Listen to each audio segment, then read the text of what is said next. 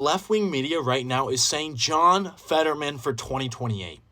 We actually might be in the worst timeline. Now, you might only know John Fetterman as the guy who only wears hoodies in Congress, but he's way bad. He's so bad. I think this pretty much just sums him up. He was the only Democrat to vote in favor of the Lake and Riley Act this week. This guy has to be one of the most right-wing Democrats in the party. You know that's saying something because the Democrats are not left-wing. This guy, John Fetterman, this is a hate video on John Fetterman at this point because this guy might be the politician I hate almost the most. He is one of the biggest Zionists, one of the biggest genocidal maniacs I've ever laid eyes upon as a U.S. politician. He posted this week, this is actually, I'm going to show it.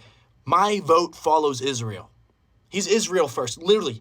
Straight up, he tells you he is Israel first. Fetterman supports all of Trump's cabinet picks. He actually walked back. So he ran in PA on being a progressive, right? Tough on crime, but also progressive, very progressive.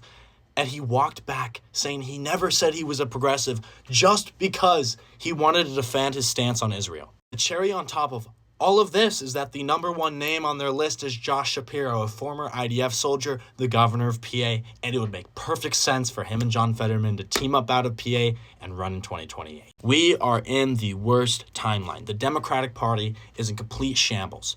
They don't represent the left. They don't represent you. They're not going to protect you. They failed at their job to do that. They lost the election, and I'll show the numbers. I need to probably make a video about this in and of itself, but a poll came out a few weeks ago showing that the reason Harris lost was because of Gaza, because she kept sending weapons to Israel. That's why people stayed home. That's why people voted for Trump. That's why people voted for third party. It shows that she literally could have won if she didn't want to fucking bomb Gaza.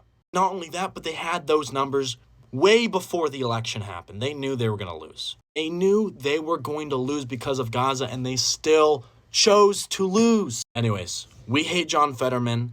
If he's going to be running in 2028 alongside Josh Shapiro, the party's completely dead.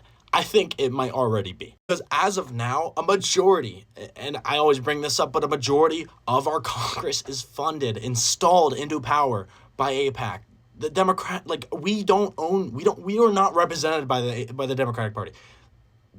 AIPAC is represented by the Democratic Party. Anyways, I hope you guys enjoyed that rant. I hope I taught you a little bit about how terrible John Fetterman is, and I want you never to say a positive word about John Fetterman ever in your life going forward. Thank you.